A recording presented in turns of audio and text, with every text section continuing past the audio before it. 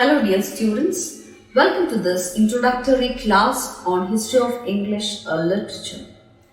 Before going to this lesson, let me tell you a few things. I've heard that many of you are very much disappointed with this subject History of English Literature, thinking that you are going to study some history. But let me tell you, it's not just a record of historical facts that you'll be learning in this paper, but it's about literature itself. Of course, there are a few historical events that you will be learning, but let me tell you, History of English Literature is a huge body of literature in English language produced by the British right from the 17th century onwards. And that is what you are going to learn in this paper, not just dry history. The primary objective of this paper is to give you a comprehensive idea, a comprehensive knowledge on the history of English literature. And after learning this, you will be able to place an author, place a poem or a novel in the right context. You will be able to identify the moment, the style, the era of a particular writer or a particular work of literature. Is it clear? So don't get disappointed or don't get worried with the wide number of movements and new names of writers and works that you will come across. Don't worry about that. In course of the semester, you will get acquainted with these names and you will be able to place them in the right context. So, let us go to the brief outline of this history of English literature. And before going into the lesson, I have a request. Many of you start calling this HELP. Of course, the acronym says so, but still, please don't do that. It's History of English Literature. And here takes away that the beauty of that subject. So please don't do that. So let me tell you, this history of English literature is broadly classified into three based on the kind of language used, based on the kind of English language used. For example, the Old English period, Middle English period and the Modern English period. The Old English period used English language which was far different from the English that we use today. And you have a number of works and authors of that period using Old English language. And coming to the Middle English period, which witnessed many political events, especially the Norman Conquest, which influenced the writers of that period. And the English language witnessed many changes. And as we come to the Modern English period, the English of Old English, it evolved very much. It is that English is somewhat similar to what we use today. So that is a broad classification. Three periods in the history of English literature: Old English period, Middle English period, and Modern English period. And this Modern English period began with the Renaissance and Reformation and then continues to the present. And we have many periods in this Modern English era, and you have to learn all these periods in different modules in the course of this first year.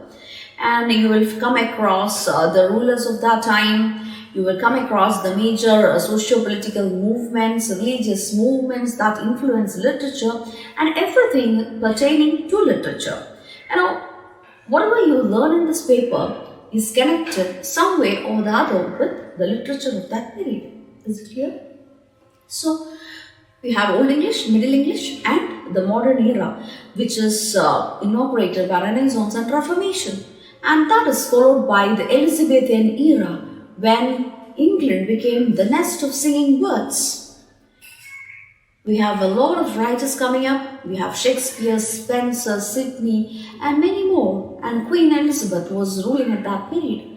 And there are other rulers also who came after this Elizabeth and have their own periods. For example, Jacobean era, Caroline age, and so on. And after that, after Caroline age, we have a brief period called Puritan age or Puritan period, when England became a commonwealth. Monarchy was abolished, and that was a period of religious extremity, and that affected the literature of that period.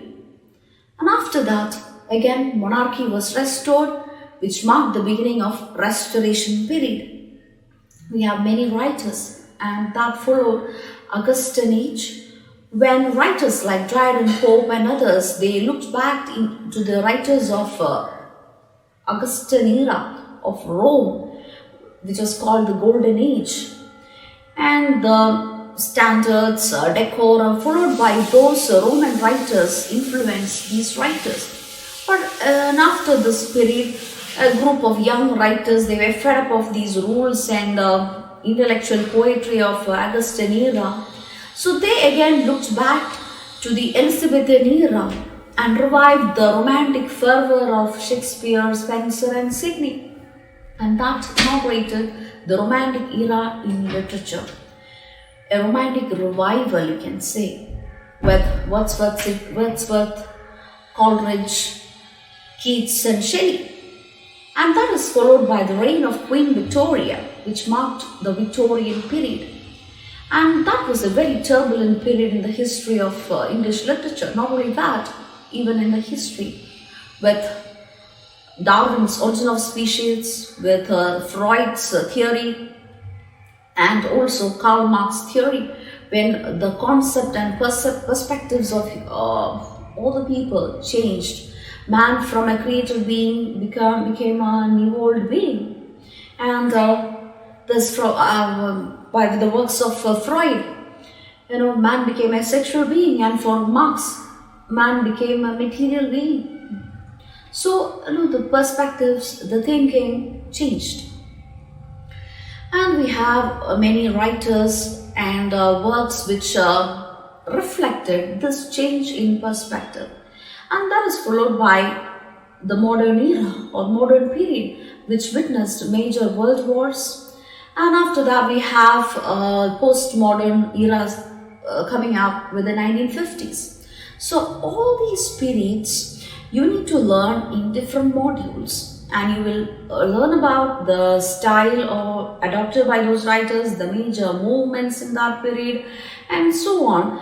And I hope that we will enjoy this history of English literature paper, and we'll get acquainted with all these wonderful writers in the history of English literature. And now let's see a brief outline of this history of English literature. Let's begin with Old English period. The Old English period began in 450 AD and ended with the Norman conquest in the 1066 AD. The major event is the Christianization of pagan tribes, and that influenced the literature of that period. The major work of this period is Beowulf, an epic which is of pagan origin. We have a few Christian writers also during this period, Cadman and Sinwulf, who wrote stories from the Bible. With the Norman conquest, we have the Middle English period in English literature. This Middle English period is divided into two. The first half is called the Norman period, and the second half is called the Chaucerian age. And in the first period, in the Norman period, we have many secular works like ballads, metrical romances, historical works, and so on. And also a few religious works as well. In the second half, we have the major writer coming up, that is Geoffrey Chaucer, who is called the father of English poetry. We have writers like William Langland, we have translations by Wycliffe, we have Gower, and so on. The major works by Geoffrey Chaucer include the Canterbury Tales, the Book of the Duchess, Troilus and Cresside, and so on. The Chaucerian age is followed by the Elizabethan period, when England became the nest of singing birds. It's called the Golden Age in the history of English literature. We have the writers like William Shakespeare, Sidney, Spenser, theatres were opened. There were many plays coming up. We have writers like Edmund Spenser with his Fairy Queen, Shepherd's Calendar, Prothalamion, Epithalamion.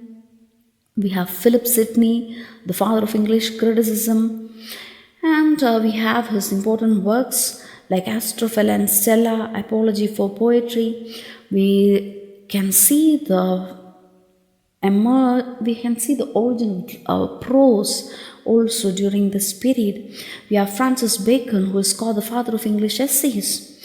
We have dramatists like Christopher Marlowe, William Shakespeare, who wrote many tragedies, comedies, tragic comedies, and narrative poems, and also sonnets. And his four major tragedies are Hamlet, Othello, King Lear, and Macbeth. This era also witnessed the emergence of another group of writers called university wits, who are scholars from the Oxford and Cambridge University. They are George Beale, Robert Greene, Thomas Nash, Thomas Lodge, Thomas Kidd, John Lilly, and of course Christopher Marlowe with his mighty line. The Jacobean period is when King James ascended the throne, and that witnessed a few events like Puritan Revolution and a few other important events, or what you can say is, we find a brief period, Caroline period. We have a group of writers called metaphysical poets coming up, and so on. And also we have a brief period called a Puritan period, which marked the end of monarchy in England.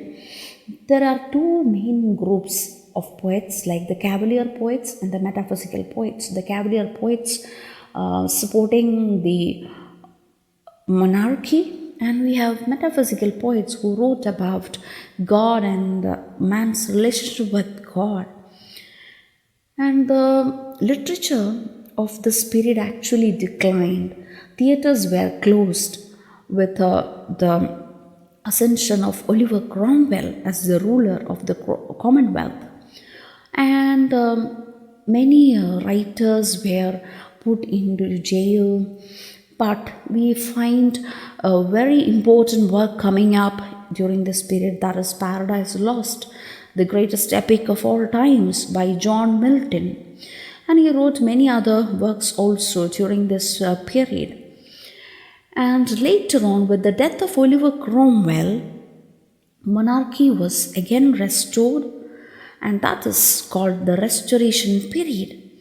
And theatres were reopened. We find many playwrights coming up. We have comedy of manners, sentimental comedies, and so on. We have writers like John Dryden, and so on.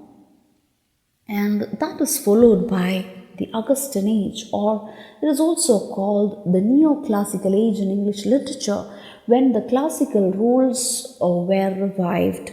People looked back to the Augustan Age in Rome for inspiration. Writers like Alexander Pope, Oliver Goldsmith, Samuel Johnson, Daniel Defoe, Henry Fielding, they are important writers of this period. We find a major development during this period, that is the rise of novels during this era. Fed up with this classical rules, in the following era, a group of young writers revived the Elizabethan Romanticism, the medieval Romanticism, and that is the Romantic Age in English literature. It was inaugurated with the publication of lyrical ballads in 1798. And this was a period of major revolutions like a French Revolution, and that, of course, influenced English literature as well. Writers like William Wordsworth, Coleridge, Byron, Shelley, Keats wrote during this period, and we have the important woman novelist Jane Austen gaining prominence with her works like Pride and Prejudice, Sense and Sensibility, Emma during this period. The Victorian period is when Queen Victoria reigned England, and it was an age of industrial revolution and age of spiritual conflicts with the publication of Origin of Species, and that influenced the literary temperament during this period. We have writers like Lord Tennyson, Matthew Arnold, Charles Dickens, Thomas Hardy, Robert Browning, and so on. And we find very interesting novels coming up during this period, like David Copperfield, Pickwick Papers, Tess of the Tubervilles, and so on. The end of Victorian era marked the beginning of modern age in English literature, which rejected the traditional conventions and traditional verse patterns, and many new movements emerged in art and literature, in painting also, and many writers resorted to new. They all started experimenting with different forms and styles. We have writers like T.S. Eliot, W.B. Yeats, W.H. Auden, D.H. Lawrence, and this is a period that witnessed major world wars, and we find a major shift in the perspective of literature also. And from 1950s onwards, we have the postmodern era setting in. I hope that you have got a concise picture of history of English literature. And if you have any doubts, you can post it in Google Classroom or in the comment box below. See you in the next class on his Old English literature. Bye. Have a nice day.